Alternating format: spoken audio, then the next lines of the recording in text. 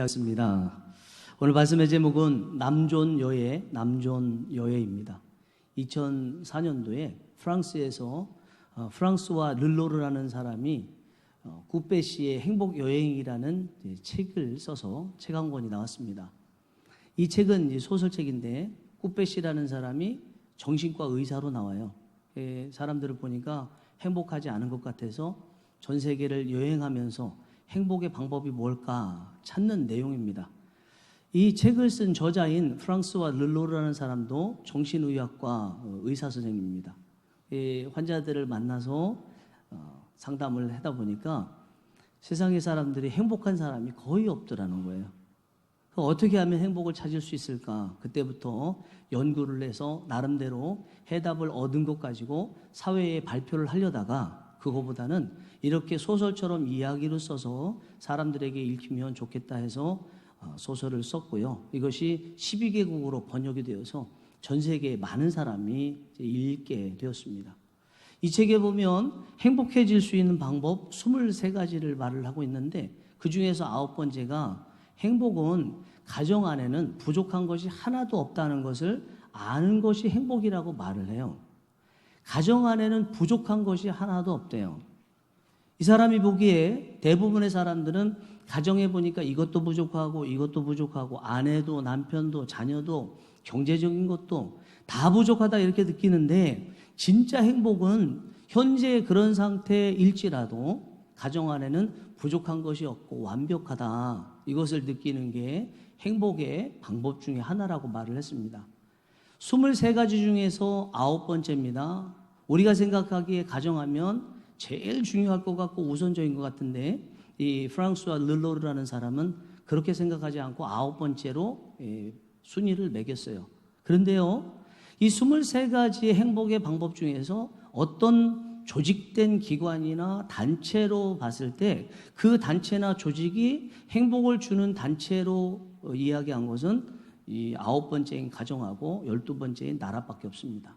나머지는 다 개인적인 느낌이고 개인적인 사람들과의 관계 속에서 행복을 찾는 방법을 제시하고 있습니다. 그러면 가정이나 나라가 어떤 조직면에 있어서 우리가 살아가는데 행복을 줄 수 있는 기관인데 그 중에서 12번, 12번째가 나라고 그보다 3번 순위가 앞선 것이 가정이라고 그러면 이 땅에서 행복을 느낄 수 있는 그곳에 들어가면 행복을 느낄 수 있는 가장 우선적인 것은 가정이라는 것을 의미하는 거죠.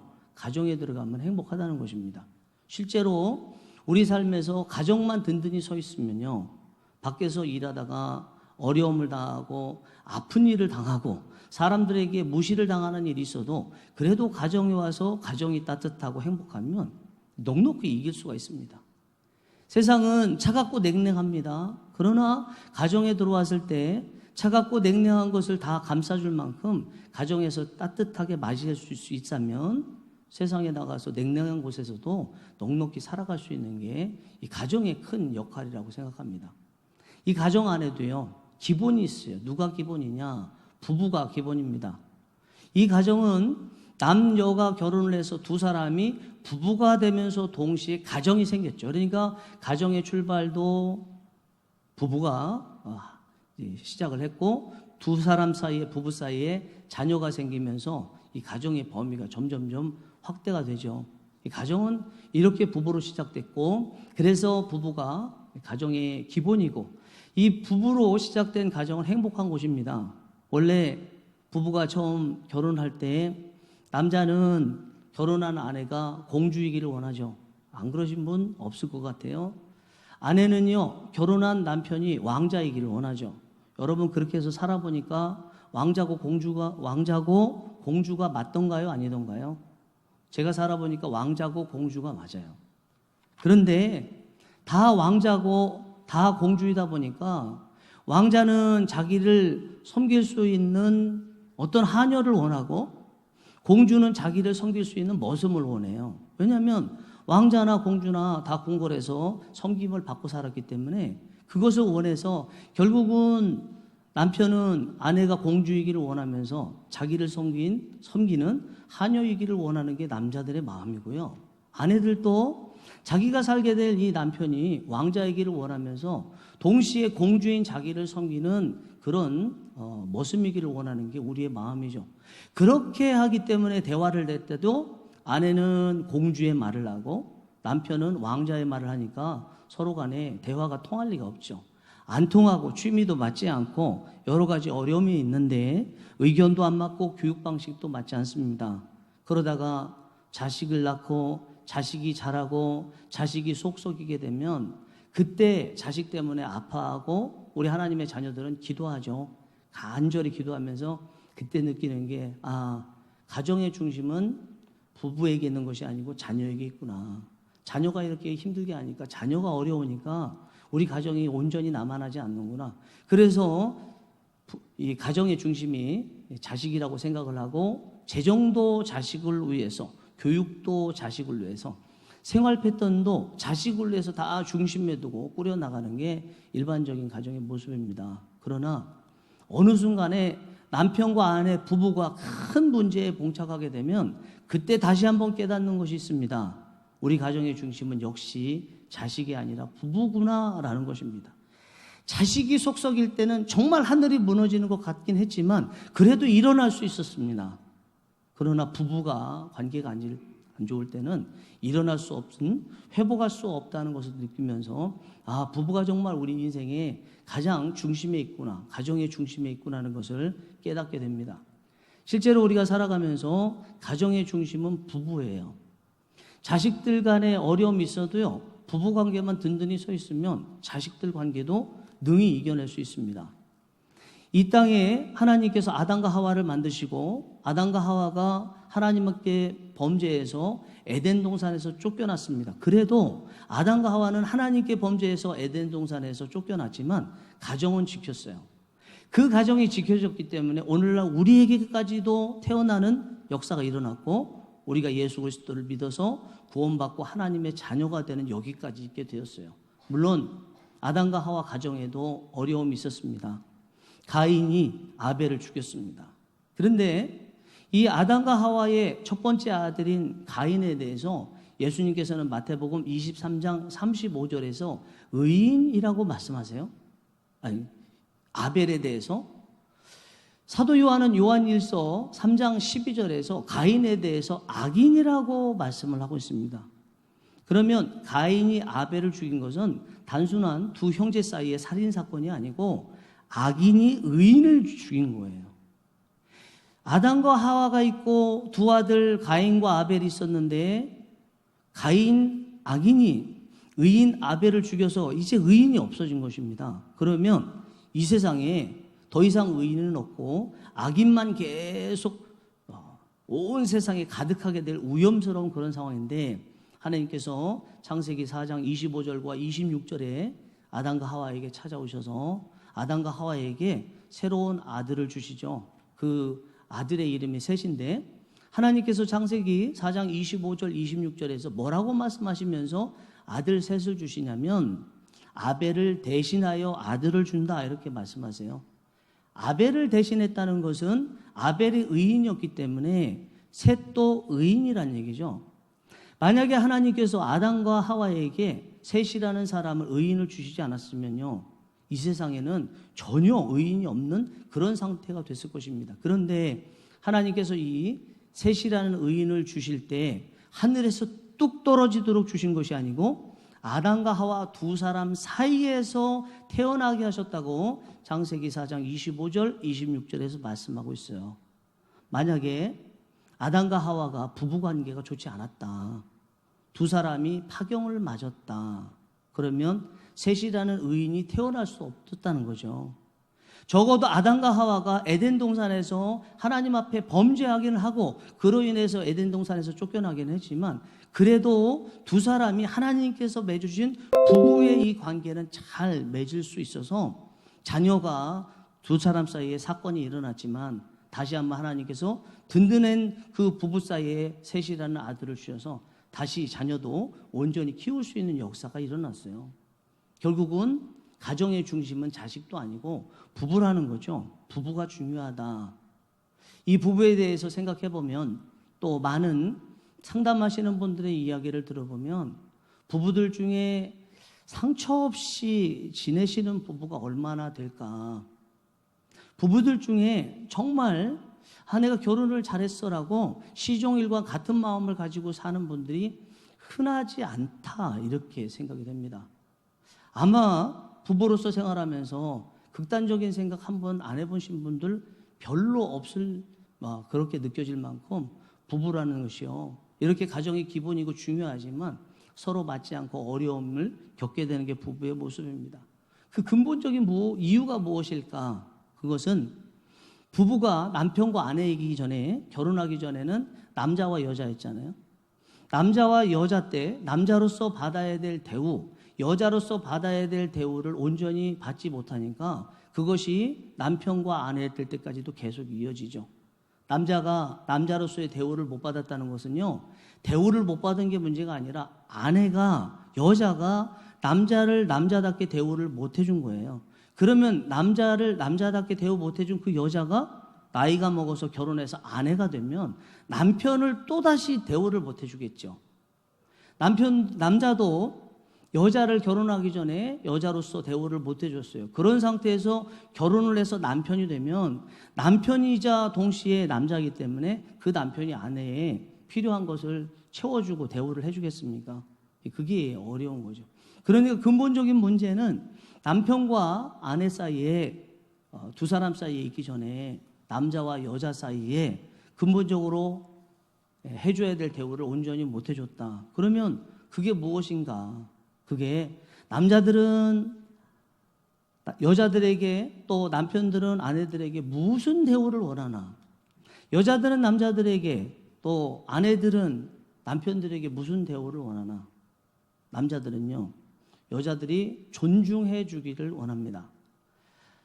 또 여자들은 남자들이 사랑해 주기를 원합니다. 오늘 이 본문을 가지고 제목으로 담은 남존여애, 남자를 존중하고 여자를 사랑하는 것, 이것을 부부식으로 이야기하면 남존처애가 되겠죠.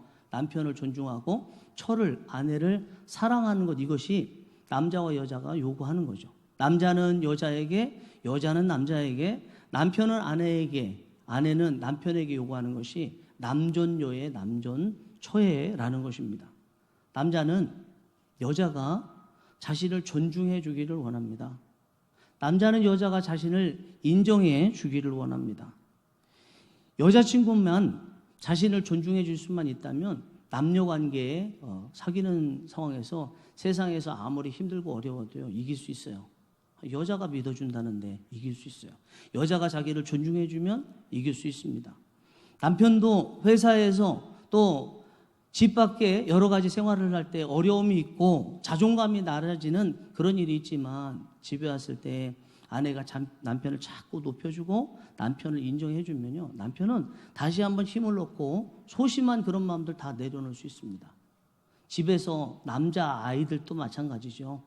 학교에서 친구들 간의 관계 속에서, 또 공부 때문에 스트레스 받고 힘들어할 때, 가정에 왔을 때 부모님들이나 또 가족들이 그 남자아이를 존중해 주면서 맞이할 수만 있으면 그 아이들이요, 공부 잘할 수 있습니다. 성적 시험을 봤는데 30점 맞아왔어요. 야, 너 왜 이것밖에 못 맞았냐? 이런 말이 아니라 그 남자아이에게 조금만 더 하면 100점 맞을 수 있겠다, 얘야. 여러분, 이 이야기는요, 저도 굉장히 상투적으로 들렸습니다. 누가 이런 얘기를 할까 생각을 했거든요. 돼요? 말씀 준비하고 나름대로 묵상하고 생각하면서 느껴지는 것은 정말 그러겠다는 거예요. 제가 남자로서 어릴 때 생각하고 지금 상황에 저 자신을 봐도요, 30점 맞았을 때 30점 맞았다고 말하는 거, 그것에 대해서 혼내고 지적하는 것보다 야, 너 조금만 더 하면 100점 되겠네? 그런 말을 들었을 때 뻔히 어떤 면에서는 사탕발림인 것처럼 느끼면서도 나름대로 할 수 있다는 마음을 갖게 되죠. 이게 남자의 모습입니다. 그래서 우리 아내 되시는 분들은 자꾸 남편을 지적하면 안 돼요. 지적한다고 해서 남편들이 달라지는 거 사실 별로 없습니다. 굳이 지적하시고 싶으시면 잘못된 것만 지적하지 마시고요, 그 지적한 것을 해결했을 때 남편에게도 자기 아내에게도 그리고 주위 사람들에게도 어떤 긍정적인 효과가 있어서 당신이 올라갈 건지를 얘기해 주면요. 남자들은 여성분들이 지적하고 남편들은 아내들이 지적하는 이것을 지적으로 생각하지 않습니다. 아내가 나를 높이기 위해서 여러 가지 기도하고 고민하면서 이렇게 애를 썼구나, 고마운 마음이 들죠. 그래서 여성분들은 너무 똑똑하면 안 됩니다. 똑똑하면 자꾸 가르치려 드는데, 남자는 여성분들이 자꾸 가르치려 들면요, 저 구석에서 두 손 들고 벌 서는 것 같아요. 어쩔 줄 몰라 해요. 이게 남자들의 마음이에요. 여러분, 이거는 여성이 남자를 지적하고 여성이 남자를 가르칠 때뿐만 아니에요. 남자들끼리도 마찬가지입니다. 남자라는 존재는 존중을 받아야 되는데 자꾸 하는 것마다 지적하고 잘못했다고 하고 가르치게 되면 내가 지금 벌 쓰고 있구나, 이런 마음이 드는데, 누구나 다 그 마음을 가지면서도 본인은 그런 마음을 갖는데 다른 사람에 대해서는 잘 못 느끼는 게 우리의 모습이죠. 그런데 아내가 똑똑해야 돼요. 아내가 똑똑하면 남편을 지적하고 힘들게 만들지만, 그러나 진짜 제대로 똑똑하면요, 남편의 자존심을 상하게 만드는 것이 아니라 남편의 자존심을 높여주죠. 이렇게 올려줘요. 남편의 잘못에 대해서 지적하는 것은 똑똑한데 설익은 만큼만 똑똑한 거고요. 정말 똑똑한 사람은 남편은 세워줘야 되는 존재구나. 내가 어떤 모습을 보더라도 남편을 세워줄 목적 가지고 말을 해야 되는데, 그러면 이때 어떤 말을 하면 남편이 세워질까, 세워질 수 있을까, 그것을 통해서 우리 가정이 어떻게 세워질까, 이것을 고민하는 게 똑똑한 여성분들의 모습입니다. 똑똑하고 현명한 여성분들은요, 남편에 대해서 기다려줘요. 여성분들이 또 아내가 남편에게, 여성분들이 남자들에게 뭐 이렇게 부탁하잖아요. 부탁해서 자기가 생각하는 만큼 잘 못하면 자꾸 자기가 대신한다든지 다른 사람들이 대신하도록 하게 되면 남자는 그때부터 나는 무능하구나, 그걸 느껴요. 내가 이 가정에, 내가 이 사회 속에서 존재할 가치가 있을까 심하게 되면 이런 마음까지도 들어요. 남자에게 한번 맡겼으면 죽이 되든 밥이 되든 1년이 되든 2년이든 3년이든 맡겨보는 거예요. 그러면 스스로 노력하고 그러면서 존중받으면서 자기가 성장하게 되는 것이 일반적인 남자들의 모습입니다. 반면에 여성분들은 사랑받기를 원합니다. 여성분들이 사랑받기를 원하는 것은 남성분들이 존중받기를 원하는 것과 차원이 다른 것 같아요. 남성들은요, 일시적이고 어떤 사건이 있을 때 존중받기를 원해요. 대부분 말로 존중을 받거든요. 가족들끼리 모였을 때, 처가댁에 모였을 때, 친구들과 모였을 때 이 사람의 남편의 모습이 좀 부족해도 말로 자꾸 세워주는 그런 사건이 있을 때 존중하고 세워주면 그것으로 존중을 받지만, 아내들은 어떤 사건 가지고 자기가 남편으로부터 사랑받는다 이렇게 생각하는 건 아닌 것 같아요. 남편이 전반적으로 자기 자신에게 행하는 것이 사랑의 마음을 가지고 행하는가, 그것을 보죠. 그래서 아내들은 남편하고 지금 대화를 잠깐 하다가 남편이 무슨 일이 있어서 자리에서 일어나게 되면, 잠깐만 있고 일어나게 되면 마치 사업 파트너처럼 취급한다고 생각하고 사랑받는 느낌이 잘 안 들게 됩니다. 여성들이 남성에게서 가장 사랑받고 있다고 느낄 때는요, 함께 있어줄 때입니다. 여성분들도 남성들이 한 곳에 오래 앉아있지 못한다는 것도 알고요. 남성들은 있어야 될, 놀아야 될, 대화해야 될 거리가 있지 않으면 한 자리에 오래 있지 않는다는 거 여성분들도 알아요. 아는데도 여성분들 옆에, 또 아내 옆에 남편이 계속 앉아줄 때, 그때 이 남편이, 내 남편이 정말, 이 사람이 내 남편이 맞구나, 나를 사랑하는구나, 그것을 느끼는 거죠. 옛말에 10번 찍어 안 넘어가는 여성 없다 그러잖아요.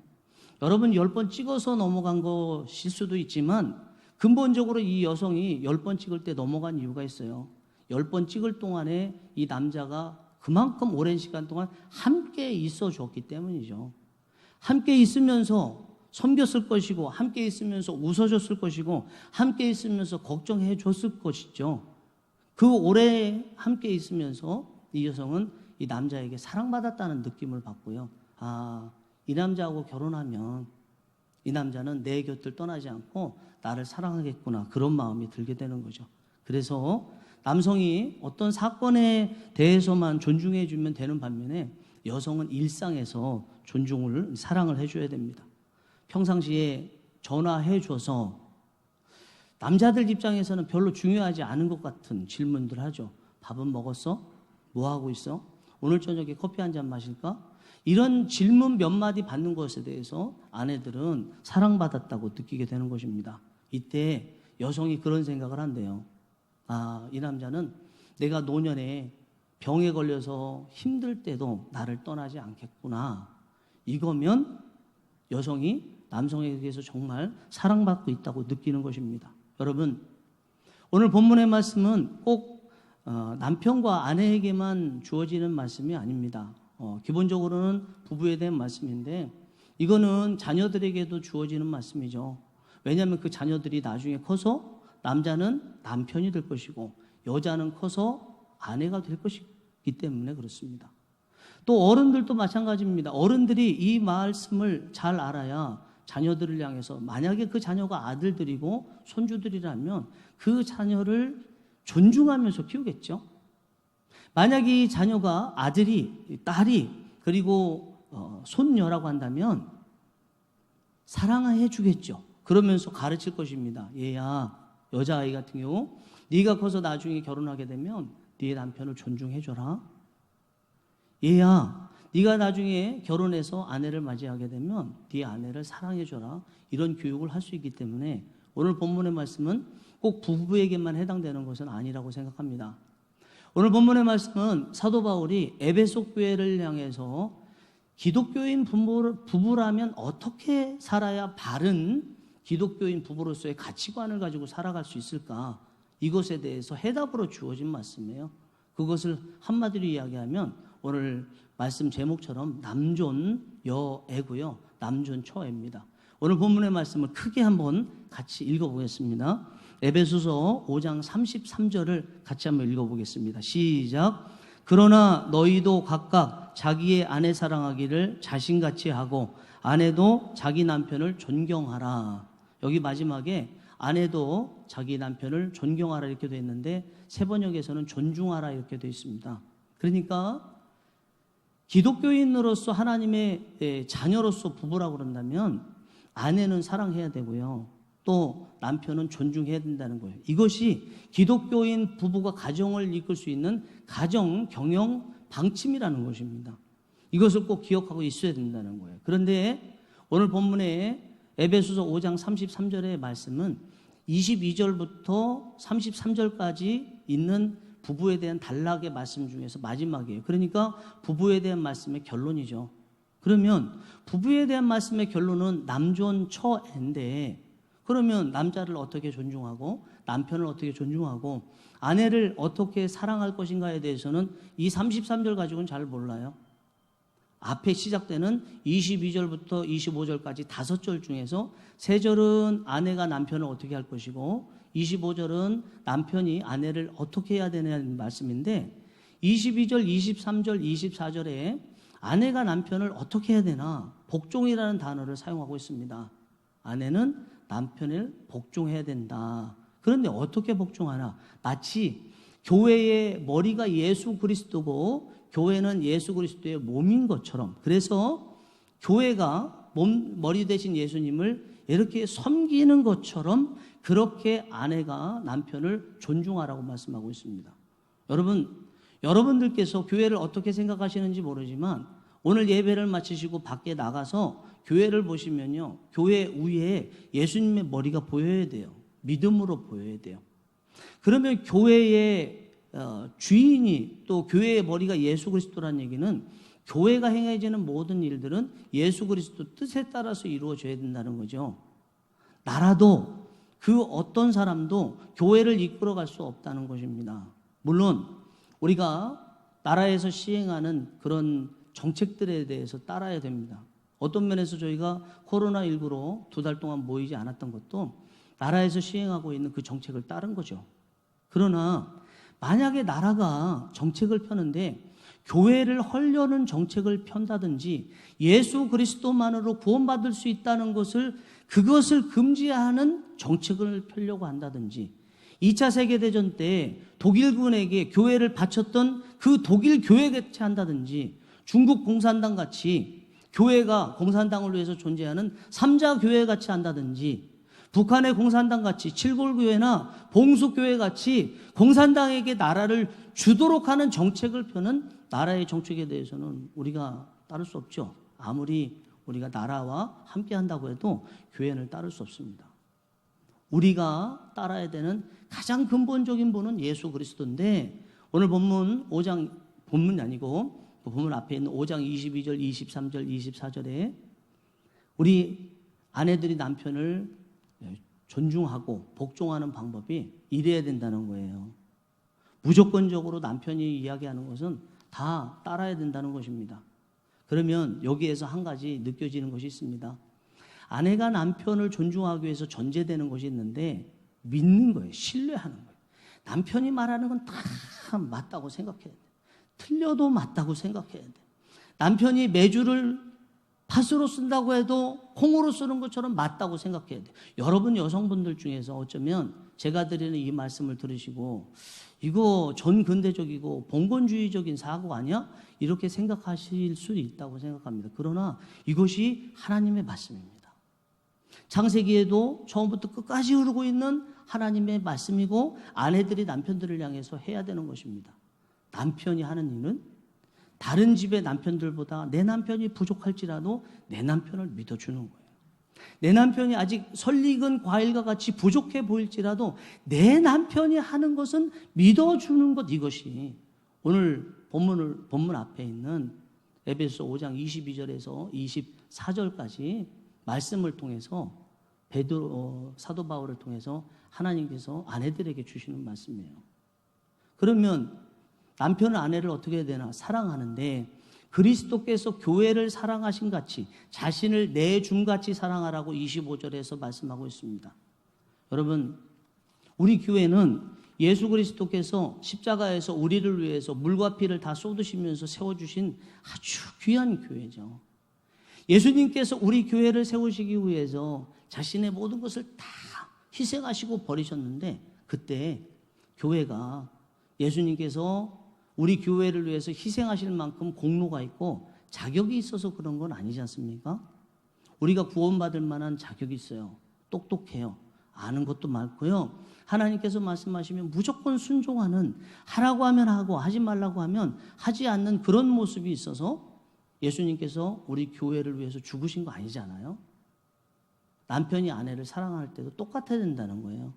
아내가 상식적으로 이해가 안 돼요. 아내하고 대화를 하는데 대화가 잘 통하지 않아요. 그래도 아내를 사랑하래요. 왜냐하면 우리 주님께서 짝지어준 부부이기 때문이라고 말씀하고 있습니다. 그래서 진정한 기독교인 남편이라면 아내가 어떤 행동을 해도 사랑해야 한다는 것입니다. 그래서 적어도 우리 예수님을 믿어서 하나님의 자녀가 된 기독 부부라면요, 우리 부부 사이에 예수 그리스도가 꼭 계셔야 된다는 거예요. 예수 그리스도가 계실 때 부부 사이의 관계가 온전해질 수 있다는 것입니다. 어느 순간에 부부 사이의 관계가 금이 갔어요. 그것은 깊이 들여다보면 부부 사이의 관계가 금이 간 것이 아니라 예수님과 남편 사이의 관계, 예수님과 아내 사이의 관계가 금이 갔기 때문에 둘 사람의 관계가 금이 간 것처럼 보인다는 것입니다. 부부가 그렇게 영적으로 죽어가는데 부부관계가 온전할 수도 없고, 그러다 보면 자녀관계도 온전할 수도 없고, 가정의 관계도 온전할 수도 없다는 것입니다. 부부는 예수 그리스도라는 포도나무에 같이 붙어있는 가지죠. 같이 붙어 있으면 같은 것을 봐야 되고요. 예수 그리스도를 통해서만 영양분을 공급받고, 예수 그리스도를 통해서만 남존 여해, 남존 처해에 이것을 온전히 이룰 수가 있습니다. 아무리 우리가 남존 여해를 외치고 남존 처해를 아무리 외쳐도요, 예수님이 없으면 남존 여해, 남존 처해 이룰 수 없다는 것입니다. 온전한 부부는 노력으로만 되는 것이 아니고 예수님이 부부 사이에 계실 때만 가능하다는 것입니다. 다윗이 시편 11편을 기록을 했어요. 사울왕으로부터 도망다니면서 기록한 시가 시편 11편인데, 다윗이 도망다니면서 하나님께 피했습니다. 여호와께 피했습니다. 이것을 본 다윗을 사랑하는 측근의 사람들이 다윗에게 말하기를, 여호와 하나님께 피하지 마시고 지금 당장 도움을 줄 수 있는 사람들에게 피하세요. 이렇게 말하니까 다윗이 측근들의 말을 듣고 11편 3절에서 터가 무너지면 의인이 무엇을 할꼬라고 말을 하죠. 다윗에게 있어서는요, 터는 하나님밖에 없습니다. 그 어느 것도 움직이지 않을 만큼 굳건하게 만드는 분은 다윗에게 있어서는 하나님밖에 없습니다. 그것을 터라고 표현했어요. 가정도 마찬가지입니다. 하나님께서 유일하게 이 세상에서 하나님께 붙어 있으면 쓰러지지 않고 흔들리지 않는 터가 맞는데, 하나님께서는 우리 가정이 예수 그리스도를 터 삼아서 흔들리지 않고 온전히 가정을 이루기를 원하시는 게 하나님께서 우리에게 원하시는 것입니다. 하나님은 가정이 터 되신 주님을 모시고 이 땅에 희망이 되기를 원하십니다. 가정에 예수 그리스도 이름이 온전히 서 있기를 원하십니다. 가정에서 하나님을 찬양하고 예배하고 예수 그리스도 안에서 같이 모여서 서로 힘든 문제를 기도하면서 극복하기를 원하십니다.